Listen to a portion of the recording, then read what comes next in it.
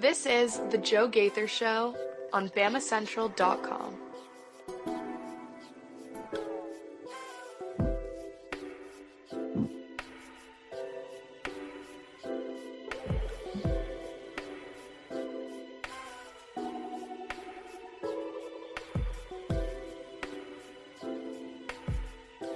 Good afternoon, Tuscaloosa, Internet world, West Alabama. How we doing today? This is the Joe Gaither Show on Bama Central and BamaCentral.com. I am Joe Gaither. You are the listener, the viewer, watching us all on Bama Central's YouTube channel, checking us out right there, or on my own social media machines at Joe Gaither6. We really appreciate everybody who is subscribed to us or following us on your favorite social media platform, or perhaps you are listening to this on your car, in your AirPods, on your favorite podcast platform, Spotify, Apple Podcasts, or on Amazon. You can find the Joe Gaither Show on Bama Central, doing it 4 or 5 days a week, talking all things Alabama athletics, but we are knee-deep in the Alabama football season. Yes, it is a bye week. It's a Football Friday bye week.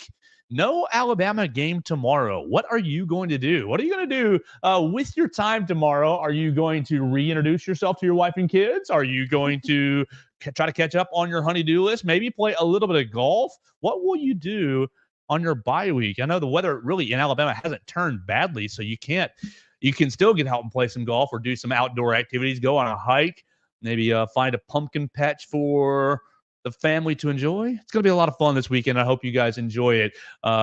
Your last bye weekend before everything goes downhill. We're going to have a lot of fun today, hanging out with our friend Mason Woods. You follow Mason Woods at MAWoods_ on the Twitter machine. He's covering all things recruiting for really the entire Walsh Writing Network. Bama Central, Mizzou Central, Miami Hurricanes on SI.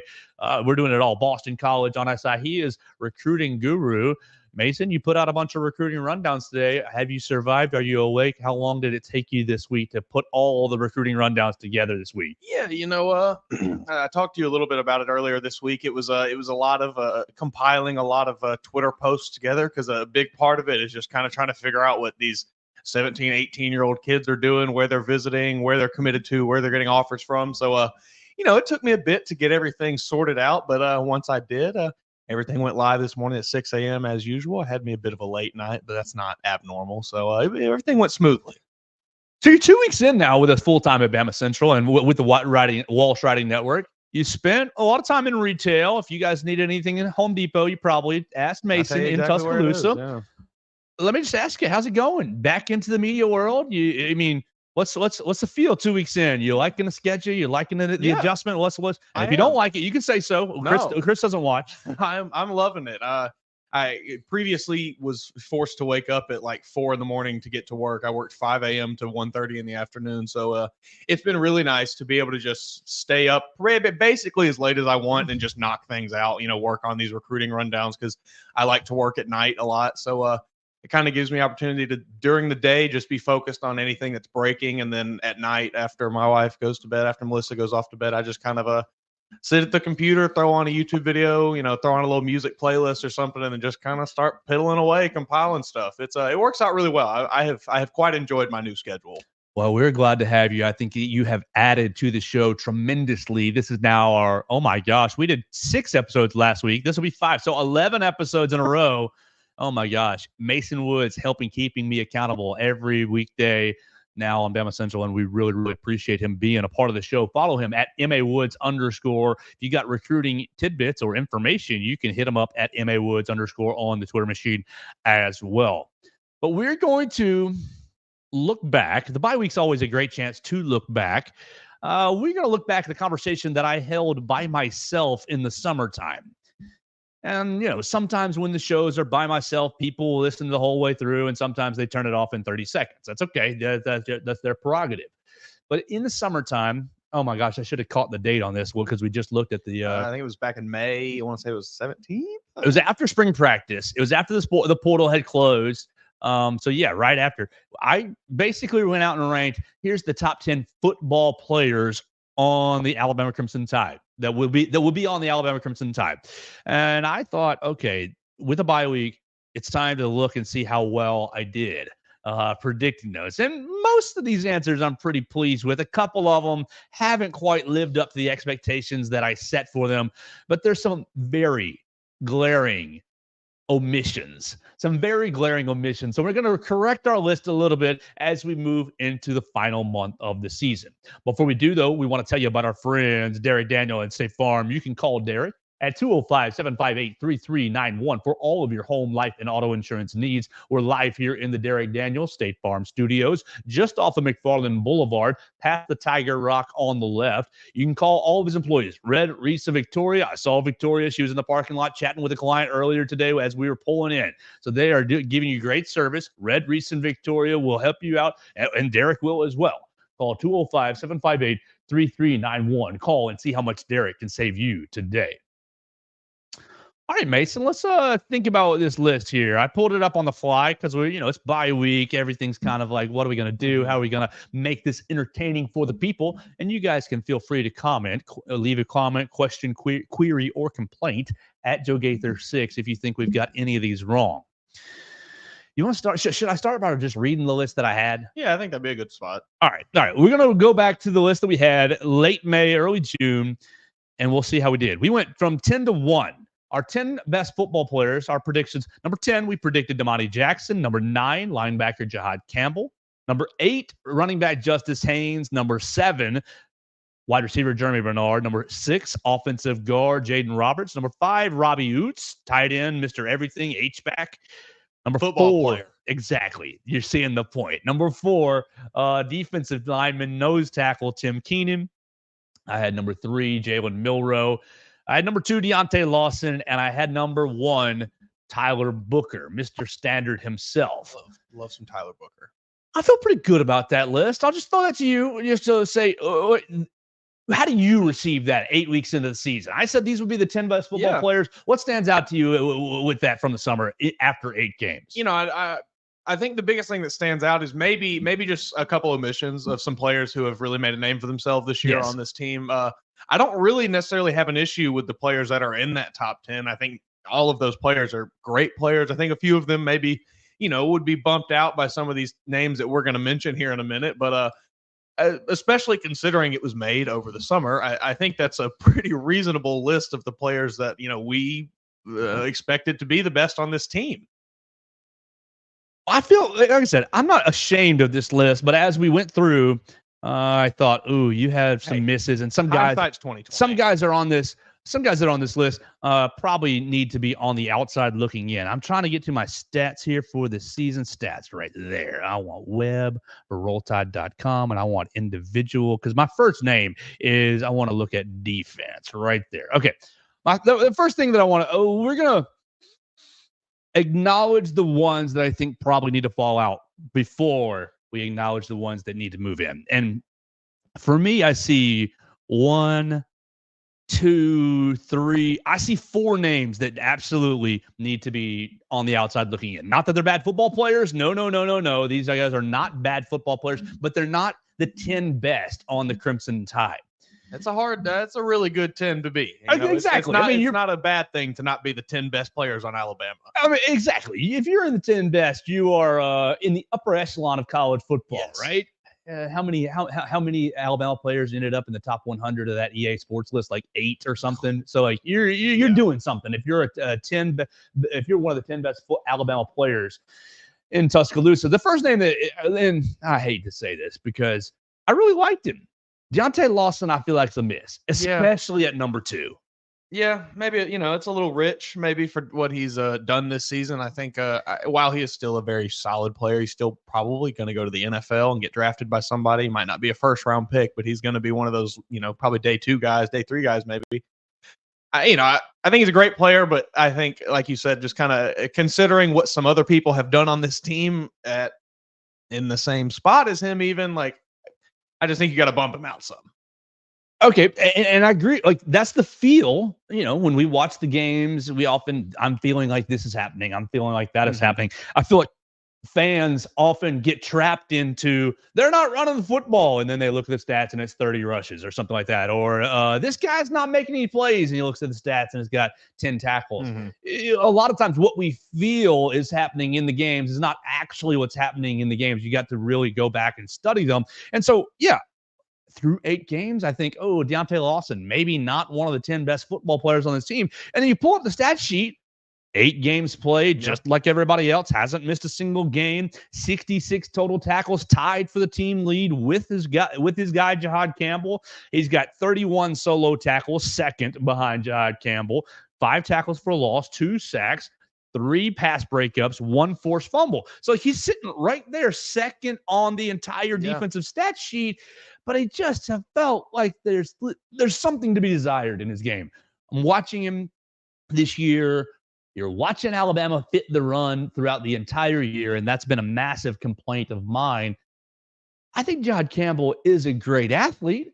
Excuse me, Deontay Lawson. I think Deontay Lawson is a great athlete, but I worry that he's been guessing too much, jumping gaps too much, trying to, maybe avoid some physicality, and just maybe use elusiveness, use some quickness to get around blockers, and that has. From my amateur eye, left a lot of gaps behind him, a lot of gaps, a lot of run lanes. You saw that in the Vanderbilt game several different times. You saw it a little bit with Dylan Sampson. I just feel like he's got a lot more room to grow. Yes, the tackles are really high. You're up there on the stat sheet. I wonder if that's just a product of being the inside linebacker at Alabama. That's exactly where I was kind of wanting to go. I think, I think that position especially is one that, kind of regardless of whether you're like an elite talent at that inside linebacker spot, a lot of plays are coming your way and you're going to fill up the stat sheet. It's just kind of is what it is. So I think you really have to go off of what you see on the field, rather than what the stat sheet shows, because it can be a little misleading with certain positions, and inside linebacker is one of them, where it's just you're just involved so much that you're going to get stats. It's not whether or not you're actually going out and making plays. It's just the plays kind of come to you. So I mean, I like Lawson. I think he's in that 10 to 15 range. Yeah. Yeah, for sure. Definitely. Maybe 12, 13, 14. Yeah. I feel really embarrassed that I named him number 2. I feel like, okay, you probably should have put him at 7, 8, 9 in the preseason. And that was a miss on my end. The next guy I think might fall out is not number 3, Jalen Milroe, not number 4, Tim Keenan, not number 5, Robbie Utes. And again, this makes me sick because I think it's more health than anything. It's number 6, Jaden Roberts. Jaden Roberts has been, when he moved into the offensive guard position last year, just a mauler, a road grader, just somebody I didn't want to have any dealings with on the other side. He would hurt you. And so you came into this year thinking Alabama's going to have an interior offensive line of Booker, Brailsford, and Roberts, really, really mauling teams and road grading teams. Jaden Roberts breaks a hand a couple of weeks before the season, or has surgery. I don't know if it was a broken hand. Correct me there, but has surgery on his hand. And then I'm not sure what else he's dealing with. Chris Kapilovich has said he's dealing with injuries that you guys don't even know about, and they won't really reveal that. But every single game, Gino Vandermark comes in for a series or 3. And I don't think that's hey, we just feel bad for you, Gino. We just want to get you some snaps. I'm perceiving that as, Jaden needs a break. Jaden needs a little rest. He's a little hurting. The pain tolerance is flaring up a little bit. And while I think he's been a good player while he's played, I don't think you can be a top 10 player on the team if you're being rotated in and out. It's quite simple. Yeah. It's as simple as that. I agree. I think, had he been fully healthy, he's still on this list, but just due to the fact that he hasn't been able to stay on the field for every drive, every offensive drive, you have to knock him out, because other players have done that. Other players have performed and, produced on every offensive drive. So you just have to bump him out. I think, it's just kind of one of those unfortunate things. I like you said, he's played really well when he's been on the field. I think at times maybe you've seen a little bit of some injury, kind of, maybe him some things lingering a little bit, but it's not typical to rotate your offensive line like that. So it's obvious that it's, giving him a spell, from whether it's him being tired or just hurt or whatever. It's not just, yeah, we're going to get Geno some reps. And Geno's been fine, but it's just like, I just think that's that just not the way you typically do things on the offensive right. line. You know, you have your 5 and they play. If you're a top 10 football player, you're on the field and you ain't coming off. Yeah. And so I just got to drop him for that, just for a health issue. And I hate that because like that's really out of his control. Mm-hmm. His actual play has been pretty strong.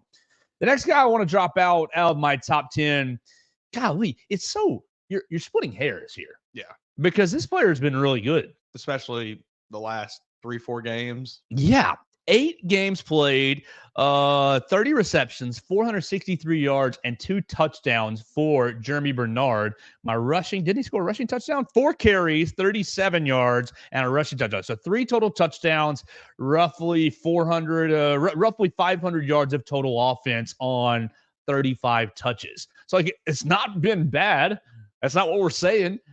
But he's obviously been overshadowed by someone else that's going to get into this list. Yeah. So, Jeremy, thank you for coming to Tuscaloosa. Keep it up. 4 more games, man. You can do it.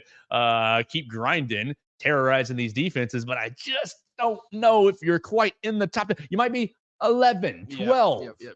I think there's, I wouldn't argue with you if you wanted to keep him in the top 10 and also add this other player that we're, teasing a little bit. But I bumping him out just to fit some other guys in here that have been fantastic this year. I really have no qualms with that because, like you said, he's right there on the edge. He has been so good, and I don't want to take that away from him.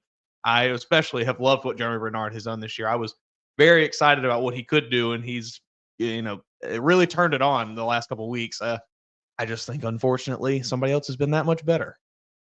We could be going right here. The last player that I want to drop out, I should have known this, but it's Justice Haynes. Justice Haynes was my number 8 player, right? Yeah, number 8. And Justice Haynes, again, been good, but it's just a lack of opportunity and a player playing better than him at the same position. You got Jam Miller with 74 touches. Justice Haynes with 55. So obviously, look, these coaches, they see every day in and day out, and they have determined that Jam Miller is just a little bit better football player than Justice Haynes. Now, look, you got recency bias from this past week. You got the helmet-to-helmet crushing run for Justice Haynes. I think that Missouri fella probably still has a headache. And that run was impressive and amazing. Yeah. He's a great running back. 364 yards, 5 touchdowns. He's got, let's see. Oh, well, actually, his net is 350. So he's got to go. I like the way they put that on Roll Tide. They've got his rushes for a gain and rushes for a loss, and his net. So his net is at 350, 5 touchdowns. You caught anything out of the backfield? No, that's basically been Jam out of the backfield. Mm-hmm. Receiving, Justice Haynes has 16 receptions. Oh, that's more than I thought. 16 receptions for 90 yards. Because he is getting a lot of those dump offs. Jam Miller only has 6 receptions for 52 yards and a touchdown. See, that goes back to what we just said. I feel like Jam's been getting there. Nope. You look at the you look at the numbers. It's actually been Justice. I think Justice is a really good football player. I think he's probably 13, 14 here. But I just think that Jam is a little bit more right now. Yeah, I think he's I think, given what we just looked at, I think maybe Jam is just a bit more of kind of a pure running back, not necessarily the guy that can get out of the backfield and catch some things. And maybe that's why Justice has been used in maybe those situations a little more kind of, not as consistent use, just getting the ball handed off to him. Maybe they use him and, they want to use him in these situations to get him out in the open field a little bit. So I think that could probably account for why Jam has gotten the ball potentially. These coaches know a lot more than I do, so they obviously are doing it for a reason. But yeah, he's again, just right there on the outside looking in, because when he gets the ball in his hands, he is fantastic. It's just limited. Mason, do you think, I know this is a little off topic, but on the same track, do you think the coaching staff might have, when they watch film on Sunday, might have thought, hey, 26, 22, these guys are good. These guys are really good. Do you think over the last month, I'm just praying. Look, Nick Sheridan's really smart, and I love his press conferences. Very dry. I think that Nick Sheridan is very straight to the point. Obviously, has a great football mind. Same with Kalen DeBoer. I'm praying that they're watching film on Sunday thinking, hey, 19 carries for these two guys? What Let's get it up happens to if we make it 35? 26, 30, 35? Like, I just wonder what happens to these explosive plays that Alabama's like really been living and dying off of if you just keep look, those cake plays, you enjoy the cake. You got to have the meat and potatoes. Yeah. You can't just be serving cake all the time. And I really enjoyed them. It was beef stew, meat and potatoes last Sunday. It was like Sunday lunch. You got the carrots. You got awesome. It was like, yes, more of this. You can't live and die by the big time, bomb plays, the cake plays, as you say. You have to have the staples. You have to be able to just enforce your will onto an opposing defense. And getting Justice and Jam going does exactly that, because no matter what, both of those guys are going to enforce their will onto a defense. So I hope that they are sitting there on the bye week. Everybody's in the office watching last week's game film, and somebody stands up and says, "Hey, why aren't we doing this more?" Like, please, just like my big thing is they run a play on first down and it's a 2-yard gain and it's 2nd and 8. And I feel my perception is 2nd and 8. Oh, we got to pass the ball. No. Yeah, go get 4 yards. 4 more yards, 3 more yards, and give me 3rd and 5. Give me 3rd and 5, and we're set up at 3rd. And like you can call anything in the world that you want at 3rd and 5. And so that's my thing. Is like I think that the first down runs are scaring them off. I could see that. And I think it's kind of that old football adage of like, well, if you're not getting 3 or 4 yards on first down, you're already behind. Kind of, It's like that's not really how it works. Yeah, just stick with it. The run game, you just got to stick with it sometimes. It's how it is. What's the opposite of law of diminishing returns? Because like you just keep going like 1 yard, you keep going 1 yard, 1 yard, 1 yard. Like that next time's going to be, there's the 60-yarder. And it's just all worth it. It's Derrick Henry is like a prime example of exactly how you do the. He does not get a lot of yards until he breaks that one. He'll have like 15 carries for 32 yards or something, but then he breaks a 70-yarder on the 16th carry, and it's like, all right, we're good. Derrick Henry had a heck of a game. You just have to get these guys going. So I'm hopeful that this past week will influence the coaching staff just a little bit more. Look, Jalen is amazing. But I was telling another reporter as we were driving away, what was it? Monday, Tuesday this past week? I'm saying, look, Jalen is amazing. He's an incredible player. He's a top 2 or 3 athlete in college football this year, and he is. We've talked about it before, an unquantifiable factor on an offense. But because he is an unquantifiable factor, you have to adjust your defense. You have to call all your defense around. We got to hem him in. We got to prevent quarterback run. It changes things. So if I am an offensive coordinator and I realize I have an alien at quarterback and an alien at wide receiver as a freshman, but I have 2 or 3 just bulls, hammers in the backfield, does it not make correct me, Mason? At 12 years old, when I'm playing Madden, I'm throwing the football to the best player. I'm throwing it to Calvin Johnson, and I'm running around with Mike Vick all the time. Like literally, my game plan in Madden 06 with Mike Vick is snap the ball, drop back 100 yards, and run as far as you can. Right? Yeah. But that's not football. That's not real football. What would be more effective, I feel like, is if you are lowering these teams. I got to stop Jam 100 times and Justice 100 times. And by the time you're sick of tackling Jam and Justice, oh my gosh, your 2 aliens can do what they do and really break a team. I wonder if the approach needs to be flipped. Instead of, look, Jalen is a great player. He's an amazing athlete, an amazing offensive player, an amazing weapon. I wonder if you've used him less, if he would be more effective, because you're seeing, look, Alabama all year long has struggled with quarterback run. Mm-hmm. And why? Because they've been handing it off, and then boom, Nico Iamaleava pulls it for a first down on 3rd and 6, right? You're handing it off, Diego Pavia pulls it, and finally, like, they're using it mixing it in. It's Yeah. not the staple. It's not the factor.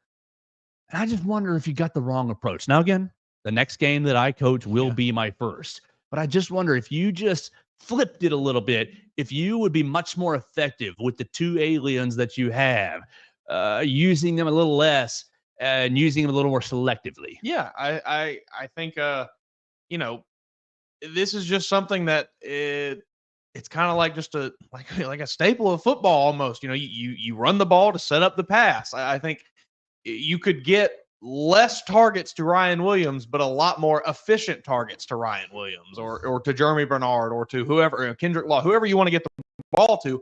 I don't think you have to necessarily target one of them 15 to 20 times in a game. You can target them 8 to 10 times and have almost all of those connect for 15 or more yards or so. You know, it's a matter of just getting the defense sick of tackling Justice and Jam or Richard Young, whoever you want to put back there, and having them take a breather for a second. The next thing you know, it's, oh, Ryan Williams is behind me for a bomb. Jalen Milroe made a nice throw because, let's be honest, he doesn't throw across the middle of the field well, but he throws bombs really well. It's just, I don't know. I don't know if Kalen DeBoer and Nick Shepard think that Nick Shepard. DeMarcus Shepard. Yes. Easy confusion. I don't know if that's like a, we know that you know that we know that you know kind of deal where they think other teams are thinking, all right, they're going to run the ball to set up the pass. And then, their response is, well, we have to you don't have to overthink it. Like, it's football. It's football, and you've got it's Tyler Booker. Yes, you don't have to scheme around a lack of talent. You have talent. You went out and said we need the best center in the country, and you brought your boy in from Washington, and he's been amazing. He's been a stud. Jaden, when he's played, has been amazing. You're lacking a little bit on the right side when it's Geno and Wilkin, and Elijah Pritchett is just, when he's on, he's going to be on. When he's off, it's just roll your dice. But if I'm a defensive lineman, again, I played football at an average level in high school, but I would have much rather rush the passer from my outside linebacker position every single snap than, hey, Joe, you got to set the edge. You have to sacrifice your body and set the edge. You've got to be the stump right here and get run over and basically say speed bump. Nobody basically cause a 5-car pile up and help your teammates come make the play. No, I don't want to do that job, coach. I mean, I will if that's what's required of me, but I don't want to do that job 60 times a game, 40 times a game. I don't want to do that job 5 times a game. It hurts. And that's at a high school level from an average player. You just accelerate that to the college level. Imagine you've got Caden Proctor pulling off the edge. You've got just smashing you 45 times a game. You are going to get sick of that, and you're going to lay down after about the 35th time or so. And then that one time that you lay down, there goes Justice Haynes for 45 yards and a touchdown. And your pass rush, you've had it's been much better pass protection this year than last year, much better. But you still have a little bit to be desired, just a little. Everything just flips if you embrace the physicality to a degree. Now, I mean, you don't want to end up going the Navy, the Vanderbilt route. I would hate it. I mean, you got to keep mixing in the pass. Welcome into the pain chamber. Exactly. You're Alabama. You've got talent. You've got size. You've got one of the nicest weight rooms in the country. Do you believe in David Ballou? I believe in David Ballou. He seems like a smart guy. He seems like I think he stayed on the staff for a reason. He seems like a muscle, like literally one muscle, one massive muscle. I just do you think, and I think you mentioned this a couple weeks or a couple shows ago. Do you think that it's a holdover from his time at Washington where he's just used to not having this plethora of talent at every position? Well, didn't the Washington running back go in the NFL draft last year? Washington had some very good players. What was his name? I know they had, Roma Dunze, Jalen Polk drafted, Michael Penix obviously got drafted off that team. But I can't remember the running back. He's drawing a blank on his name. Right? But yeah, no, they had good players. But, it was different than it is at Alabama. So I wonder if he got used to having to create schemes in order to hide deficiencies on his team because he maybe had a lack of talent at certain positions. And now he gets to Alabama and he wants to continue using the same scheme that he's used. But in reality, you kind of need to switch it up because now you have that talent that you previously did not have at those positions. You have a you have an offensive line full of 5-star athletes, full of probably the best interior offensive line in the country when it's healthy. 2 very solid tackles who have been great this year. You've got 2 tight ends between Robbie Oots and CJ Dupree who have been excellent this year. You've got a stable of wide receivers who any other team in the country would be happy to have any of them. You've got 3 5-star running backs in the back. I just don't know that this is something that he's ever experienced until he got here. So I wonder if it's just him having to accept, like, all right, I can just line up and bully people now, even though I wasn't able to previously. His running back last year was Dylan Johnson. Dylan Johnson ended up last season. I mean, these are great. Please, coach. 14 games for Dylan Johnson, 233 carries. Like, jeez Louise. Think about that. Rushing. That's like another 100. That's like another 150 carries for Jam Miller over the next 4 games, if that happens. Like that he's gonna have to get 150 carries to get to that 225. I don't understand. Dylan Johnson, he went 1,195 yards, so basically 1,200 yards last year, 16 touchdowns. He's undrafted. He goes and plays for the Panthers. He's with the Panthers now, so great. Titans picked him up, dropped him. He's with the Panthers. So I don't know what we're doing then. If you go and look at what he did at Washington, and it's that. Why have we changed things up when you've only gotten better talent-wise? I mean, I know. Look, Jalen is probably your most explosive runner. Sure. And so you're not going to take that out. You're not going to take that out. Michael Penix was not a runner last year. You are going to use it, but like use it effectively. Don't just try to hammer it as the changeup. That's the changeup. That's not the fastball. Exactly. The fastball is jam and justice. The changeup needs to be the curveball, the slider. I'm gonna pull it, and I'm twice as fast as these guys, and I'm going to burn you on the edge. Yeah, and since you've been tackling these guys on the read the whole time, it's even more open, and it's me versus a safety 40 yards down the field. If and you think good he's luck, making buddy. that tackle, you're crazy. It just needs to be flipped, and if I could get into Caleb DeBoer's head, I would love to and understand what he's thinking or what Nick Sheridan is thinking. But I just don't get it. It seems very simple from the outside perspective, from you and I sitting here in this studio. It seems very simple to just run the damn ball. But maybe, there is obviously something stopping them from doing that we are not privy to. All right, before we dive into the players that should have made the top 10 or are in the top 10, we need to tell you about our friends, Purple Turtle Roofing. They're the most reliable residential roof replacement company in Alabama and Mississippi. Whether it's addressing leaks, storm damage, or general wear and tear, Purple Turtle Roofing is going to be there to deliver exceptional roof repair for your property. Purple Turtle Roofing is the leading expert in local residential roofing solutions, specializing in providing unparalleled service and quality craftsmanship for all your roof replacement needs. Call Dustin Foley and his team today at 877-PT-ROOF-5 for your free inspection. That's 877-787-6635 to schedule your appointment, and one of their qualified employees will come check out your roof for free and make sure you're prepared for any and all of life's storms. You can check them out online today at roofturtle.com. Had a little bit of rain last night. With Halloween. Mason, did you have any trick-or-treaters? No, we didn't get any trick-or-treaters, but it rained like extremely hard by me. I mean, I was in Walmart last night and just stopped, ran over, get something to eat for dinner that night. I mean, as soon as I stepped in, it was like, you heard it, in the ceiling. It was like, it sounded like the apocalypse. Step outside. I luckily missed it. I was able to make it back home and get everything inside before it started up again. Typical Alabama rain lasted for about 15, 20 minutes, and we were good to go. Came out this morning. It was nice and foggy, but it got intense for a little bit last night, at least over by me. I may have to have Purple Turtle Roofing come, check me out one day. Check out the roof, absolutely. Are you sad that you didn't have any trick-or-treaters? I wish that I was in a situation where, in a spot where we could get some, but we live kind of right off the highway a little bit. Sure. Unfortunately, no, that we won't get any, but yes, no, I would like to have some. I think I love seeing just little kids be happy about Halloween. I've lived in my home now for 4 years. My 4th Halloween there.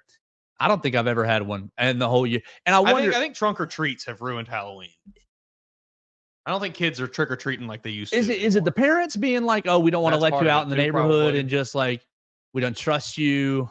Or is it the parents thinking, oh, we don't trust the strangers at the door? It's a lot of fear mongering from news networks and things. Oh, protect your kids, when it's like, okay, Putting poison in know, the apples. Yeah, it's I think, yes, it can be unsafe to send your child out into the neighborhood. Sure. It can be unsafe to drive to work. It can be unsafe to go to the grocery. Like it's just. Am I a bad person? Am I a bad person because I'm a little bit glad that we haven't had trick-or-treaters, because it's, $25, $35 in candy that I'm not buying every year? It's fair enough. Yeah. With no, look, maybe my attitude will change if and when the good Lord blesses me with an opportunity to have a child. But right now it's like, yeah, I'm good. I'll pass. Yeah. I saw people on the social media dressed up, and it's like, I just am not a dress-up person. Like, maybe if I was with a partner or with a spouse and they said, hey, we're doing this year, all right, I'm all in. Yeah. Sure. But like, Joe, you got to decide to dress up on your own. No, I'm good. I'll just stay home. I'll just watch Thursday Night Football or a student. I can totally see a world where I am just a lonely old man sitting on the front porch and in a really elaborate costume, just passing out candy to all these happy little children. I love Halloween. I eat that stuff up. Well, we hope you had a good Halloween last night. We hope you enjoyed your time with your kids and with the neighborhood. I hope you got a lot of candy and it was a safe experience for you. Let's flip to the other side. We talked about the players that should have been dropped out of these Alabama top 10. The fun part. I've got 5 players. Really, I only have 4 spots, so I guess we're going to drop one of these guys out. You want to start with the offensive lineman that I should have put in here? Yes. We'll swap Jaden Roberts for Parker Brailsford, because Parker has come to Tuscaloosa and really, really fixed a problem. I know a lot of people debated last year whether Seth McLaughlin's snapping issues were on Seth or were on Jalen Milroe. No matter what it was on a little column A, a little column B. Doesn't matter now, as the issue has been rectified. Yeah. So Parker has fixed the snapping issues that Alabama endured. And honestly, Seth, decent player, good little blocker, much more of a heady player than a talented player. I think Parker is a mean SOB, and really, really, I think he and Tyler Booker are 1 and 1A right up front in bringing the attitude. I think he is a prime football guy. He likes to hit people hard, and he likes to cause pain to other humans. I think you hit the nail on the head with that one. I think he's just, watching him play, he is just a absolute mauler up front. He just dominates defensive lines. He shoves dudes in the ground. He puts people's faces in the dirt, and he loves doing it. I guarantee if you had him like mic'd up for a game, you would just hear him laughing as he shoves somebody's face into the turf. We asked him yesterday. Was that yesterday that we were in the facility? Yes, yesterday, about the Missouri run game, and he was like, "Yeah, we could tell, we could feel it." And I did ask, do y'all communicate that to the coaching staff and hey, we were really getting after them, they're quitting? And he said, no, we just kind of let them call what they want to call.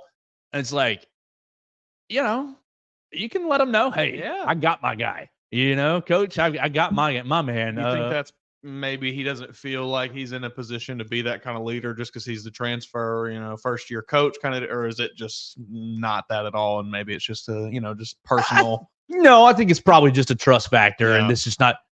I think he'll probably say so if he's asked. Yeah. Hey, Parker, how's it going? What are you seeing out there? Oh, I think I'm doing really good. I think he'll probably get into it when he's asked. But I think that either that was a player speak answer to us. No, we don't talk about that. We just trust the coaches. I think that's one thing that this team has done really, really well. You've had a lot of people talking all year long, but only a couple of stray comments. Pretty much the whole year, it's been pretty tight, considering how many people are talking. And so I wonder if that was a little bit of no, this is my answer to just. This is what I've been told to say. A little, yeah. I don't want to embarrass any coach. I don't want to say we're in charge of any play calling or anything like that. But I hope that's fair. I hope that they do communicate that on the sidelines. I would hope so too. Next guy that I think should be in and really, really high on the list.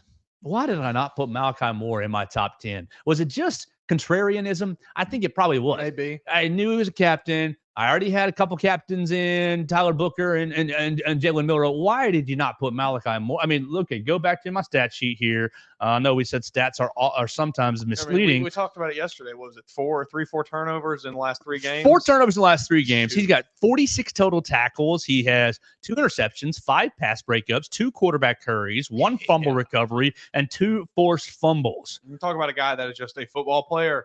That is a football player. Pretty sure that he's got one of the highest rated PFF grades from the slot corner position as well. So some NFL team will be very, very happy with him. Yes. I mean, you remember he and Brian Branch came in at the same time, and Brian Branch obviously doing well with Detroit. Awesome. Somebody's going to be looking at him and say, "Oh, we need another Brian Branch." Yep. And they're going to get one. I should have put Malachi in my top 5. Yeah, I think if I was remaking this list, he's probably in my top 3. And he's not 3. Not 3, 2 or 1. Yeah. Next guy. Okay, these 2 guys, we'll combine them because they both dealt with injuries, and I don't really know how to fit them in here. But Keon Sapp and Quay Russaw have both been really effective this year. Keon, obviously, with the first game, getting an interception, and he's been all over the field. Got the Dylan Bell. He was ran over in that Georgia game on that Dylan Bell touchdown run or touchdown catch. But really, really good player. Yeah, I mean, he's like glue out there when he was healthy. You know, it's unfortunate the foot injury now that is going to keep him sidelined for a while. But when he was healthy, he was awesome. And the same with Quay Russaw. Quay is getting back, but missed a game or 2 and just a little bit of dinged up. I think Quay is on the outside of looking into this list, but he might be poised to, hey, if I finish this month 4 sacks in 4 games, if I finish this month a turnover or 2, you strip sack Garrett Nussmeier, you knock Peyton Thorne out of a game, you send Jackson Arnold out. I think he's got a lot of potential. So I don't know if I'm going to squeeze him in, but probably right around that 11 mark. Yeah, I think I agree with that. I think he's been awesome this year, and he's kind of one of those where we've been waiting for him to really unlock it, and it seems like, maybe it's kind of coming. It feels like the last few games, it feels like, it's almost here, and maybe we get that over this last stretch of the season. Last guy's obvious, and you said you might have him number 1, 17 years old? Number 1. I mean, if we're talking purely football talent, Ryan Williams is number 1. He would go to the NFL right now, and he would be very, very solid. I think he's small. 35. DeVonta Smith is small. I think a lot of teams would be extremely excited to draft Ryan Williams this year if they could. 35 receptions, 702 yards, and 7 touchdowns. Obviously, unreal. Massive touchdown against Georgia, big touchdown against Vanderbilt to keep you in the game. Scored in every game except for the Tennessee game, right? No, he scored in the Tennessee game. Didn't score in the South Carolina game. That's what it was.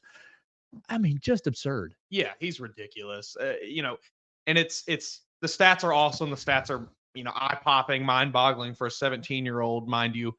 But it's when you watch him play, it's the things that he is able to do with his body. He moves like a gymnast out there.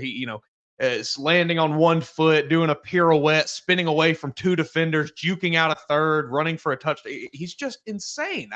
There are so few players that I have seen in my own life that can contort their body and catch balls in the way that he is able to. And he is just so special. And like I said, there's a lot of NFL teams, probably 32 of them, that would be lining up to draft him if they had the opportunity to this year. Okay. So let's reshuffle just a little bit. We got Malachi in here. We've got Ryan Williams in here. I'm not throwing Keon or Quay Russaw. I've got How many did I messed up my list a little bit. 1, 2, 3, 4, 5, 6, 7, 8. All right, perfect. Yeah. All right, so we got to find our slots here. Ryan, I've already got you slotted. I got to find a slot for Parker. Parker, we're going to make you 7. Yeah, that sounds about right. All right, so I've got 1, Tyler Booker, 2, Malachi Moore, 3, Jalen Milroe, 4, Tim Keenan, 5, Ryan Williams, 6, Robbie Oots, 7, Parker Brailsford. Yeah, eight. We will throw Keon Sabb in there, and then 9 Jod Campbell and 10 Damani Jackson. That's my list now after 8 games. What do you think about that? Or do you have please throw a different list? I do. I got to put Ryan Williams number 1. Woo! He is my number 1 best player on this team. He's a better football player than Tyler Booker. If we're just talking pure football player, I think he is. Okay, and you think about what he is only going to do from here. Man, he's awesome. But I'd probably go Ryan Williams. I think Tyler Booker maybe at 2 or 3, and Malachi Moore at, right in there too. Just for the sake of putting a list on it, we'll go Ryan Williams 1, Tyler Booker 2, Malachi Moore 3. I think I agreed with you right in here with Tim Keenan, Jihad Campbell, Jalen Milroe in that 4, 5, 6 range. I think Damani Jackson's a little higher. I have him at 7. I think he's been excellent this year. So underrated. Yeah, I think quietly just a fantastic player. I got to throw Robbie Oots in there at 8. I think that's another guy who some NFL team will probably be extremely happy to draft in the 4th or 5th round, and they're going to get an absolute dog. Chicago, please. And then I'll go Parker Brailsford at 9, and that feels a little low, but I got to get him in there, and I have a hard time putting him over any of these other names. And 10, Keon Sabb. I think I have such a hard time. And I know we took other players out because of injury, but he was just so good. I really have a hard time not putting him in this list. So there we go. There's our top 10 football players for Alabama over these 8 games. You can jump in with your comments. If anybody's better than Tyler Booker or anybody's better than Ryan Williams, we would invite your comments at Joe Gaither 6 or on the BamaCentral YouTube channel.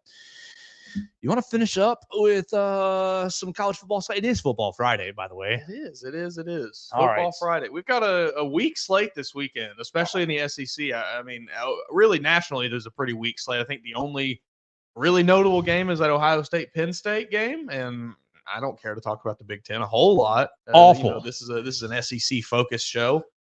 Awful slate this week.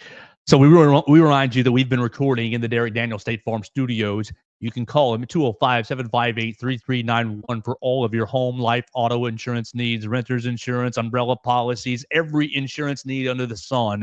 You can call Derek Daniel right here at State Farm in Northport. 205-758-3391. Call and see how much Derek can save you today. Yeah, usually at this point, we pick games, but it's a gross slate. Ohio State, Penn State, nationally. Duke, Miami, who cares? Florida, Georgia, who cares? Oregon, Michigan might have been good at one point. Who cares? Goodness gracious, this is ugly. You continue, Kentucky, Tennessee, Pittsburgh, SMU. Just a disgusting slate. You get to see Eli Holstein in action. Yeah. He's been awesome this year, by the way, for Pitt. Do you miss him? No, I mean, but he's been awesome, and I'm happy for him that he's done as well as he has. He was a guy I was very high on coming out of high school. I remember, me and you watching or keeping track of his performance at the Elite 11 camp with the year he was there, and he was just tearing it up. But didn't work out here. I'm glad that it worked out somewhere else. All right, so let's just start Ohio State, Penn State. Number 4, Ohio State. Number 3, Penn State. Ohio State is a 3-point road favorite. Presidential candidate and former President Donald Trump has said that he will not be at this game. There was initial, that he was, I guess, Pennsylvania, big old battleground state, but he's not going to be there. So that hoopla has been removed. That maybe happened this week, changed his, mind there.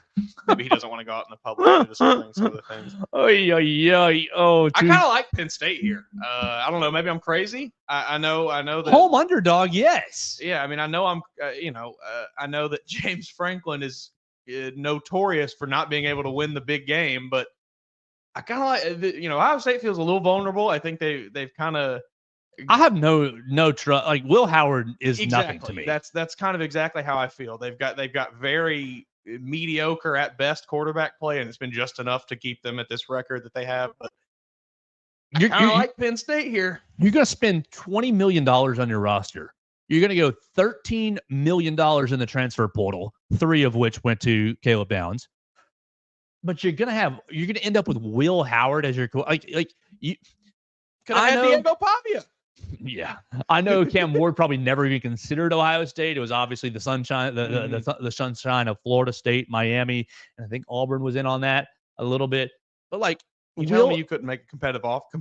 Will Howard, I don't have any faith in him. So for that to have been the quarterback that they picked out of the transfer portal, if they handpicked and selected as like, this is our guy, I don't have a lot of faith in Ohio State. I think I like Penn State this weekend. Oh, my goodness. I'm looking at these Penn State scores, though. 28-13 at Wisconsin, 33-30 at USC in overtime, 27-11 versus UCLA, 21-7 against Illinois, and then 56-0 against Kent State. Obviously Ohio State lost to Oregon, and they almost lost to Nebraska. Really, all the smart. I think the experts are probably going to pick Ohio State, but this does feel like a Penn State upset. I feel like this is I imagine the whiteout's going to be going. If I had to guess, this just feels like a big Penn State win that by the end of the season won't really mean anything because they'll probably lose to Indiana. Do we care about any of these other national games? Pittsburgh and SMU, 7:00 ACC network. SMU 7-point favorite. It'd be fun to watch. Maybe you get to see Eli Holstein slinging around. I guess we got to pull for SMU because we need to start getting some of these teams with some losses here. Yeah, that's a fair point. You can't have any of these teams steal a bid. Really. Yeah. All Indiana, right. Michigan State's interesting. That's probably the first. That's the first real somewhat of a test Indiana's faced this year. We get to really see what they're made of. Maybe if they blow out Michigan State, I think they have I maybe feel okay about them upsetting Ohio State in a couple weeks. But holy smoke, Michigan State's schedule lost to Michigan. They beat Iowa. I mean, they're pathetic. Yeah, they're not great. Yeah, right, I'm thinking Indiana, the Hoosiers. I know Rourke is supposed to be coming back this week for Indiana. Just a bad week. Clemson, it's a Louisville, horrible week. All right, let's skip to the SEC because the national slate. Texas A&M trap game watch against South Carolina. That defensive line, how I feel about Shane Beamer. I understand, but that Texas A&M's quarterback is not going to be able to run as he did against LSU against South Carolina. Well, that's what they'll play Connor Wigman instead, and he won't do anything. Nope. I don't know. I watch out, Texas A&M. Texas A&M a 3-point favorite. Get your boys ready. Get them ready to go. Get your boys ready to go play at South Carolina. Sandstorm. Oh my gosh. Sandstorm is fun for about 8 seconds. I could believe that. For about 8 seconds, that song. I believe every bit. It's just all right, you got me jacked up. I'm ready to play, but now turn it off. Just turn it off. And it's just over and over and over. Oh, I hope we don't get copyrighted for that. That was a horrible impression of Sandstorm, but you're right. Not an easy place to play. I like that as an upset pick, a little, but I don't like South Carolina. I get bad feelings about Shane Beamer. You're not a Lenore Sellers fan? I like Lenore Sellers. He's gritty. The game, the SEC, the only SEC game that I care about, the only SEC game that I'm going to be paying attention to is at 11:45 on SEC Network. Will Diego Pavia go beat Auburn again? Beat him last year. He knows how to do it. He knows how to beat the Tigers. He knows how to beat Hugh Freeze. Alabama needs Vanderbilt to keep winning. Yeah. We talked about it. Good win, bad win, good loss, bad loss. No good losses here, but it wasn't a bad loss. If Vanderbilt keeps winning, and this is one they have to win. I mean, they got a tough schedule down the last stretch. Yeah. But Auburn, this is one you need to win. Let's see. Auburn is an 8-point favorite at home. Smelly. Yeah. Very smelly really to me. Bad. So I'll take Vanderbilt plus the 8. Putting a lot of weight on them maybe winning a game last week, I guess, to get this season rolling. I would not have much faith in that. I wouldn't either. I mean, look, you just need to give Jarquez Hunter the ball 45 times. If Auburn does that, they probably win this game. Will they? I don't know. I have a feeling Hugh Freeze is going to try to put it in the hands of his quarterback that he picked out of the transfer portal, and he wants to convince everybody he's actually competent. Really, really ugly slate the rest of the week in the SEC. Kentucky at Tennessee. Tennessee a 17.5-point favorite. UMass is at Mississippi State. State, if you are an 18-point favorite against Mississippi State, you're a bad football team. Florida is at Georgia. They're in Jacksonville. World's largest outdoor cocktail party. Georgia, 14.5-point favorites. I'm hammering Georgia. Oklahoma doesn't even have a line this week as they're hosting Maine. And then Arkansas, Ole Miss is going to be probably a good game. Ole Miss, a 7.5-point favorite on the road. But You can watch Wisconsin and Iowa play this week to about a 10-13 My eyes riveting bleed. matchup. Just stab me in Over the under eyeballs. 40.5 for that one. Stab me in the eyeballs, please. Sounds like a rough watch. Yeah, it's a bad weekend. This is your pumpkin patch weekend. Are you taking Melissa out to the pumpkin patch? We'll see, maybe. You might have to make a move right there. So we'll leave you with this, and we leave you right here. We'll be back next week. We will start diving into LSU. We want to encourage you guys to listen to the All Things Bama podcast. We are about to record. We recorded earlier in the week. We didn't like it. The sound wasn't right. We're going to record again today for our first episode. We're going to talk about Alabama basketball scrimmage against Memphis, and we're going to talk about game number 1 against UNC Asheville on Monday. Coach Nate Oates spent 30 minutes at the podium yesterday. 30 minutes yesterday.